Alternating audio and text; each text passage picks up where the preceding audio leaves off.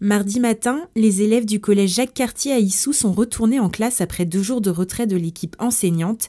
La cause, des accusations de racisme et d'islamophobie visant une professeure suite à la présentation d'une peinture du XVIIe siècle, Diane et Actéon, montrant des muses dénudées. Ces accusations avaient suscité la crainte parmi les enseignants de vivre une histoire similaire à celle qui avait conduit à l'assassinat de Samuel Paty en 2020.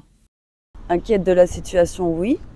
Parce qu'on en arrive quand même à des menaces qui font très peur. Après, pour mon fils, pas trop inquiète parce que je le connais, je sais que tout se passe très bien. Mais bon, c'est vrai que le climat général, il fait un petit peu peur. Le collège rencontre des difficultés depuis plusieurs semaines.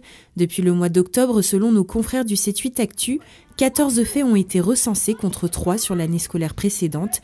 Atteinte à la laïcité, à la sécurité ou encore dégradation des biens. Il y avait un problème de moyens qui se posait depuis longtemps et que c'est vrai pour tous les établissements. On a vraiment besoin en ce moment de plus d'adultes dans les établissements, c'est face à des situations compliquées et on ne peut que les traiter avec de l'humain. Le ministre de l'Éducation nationale s'était rendu sur place lundi 11 décembre pour apporter son soutien au personnel éducatif et souhaite plus de fermeté.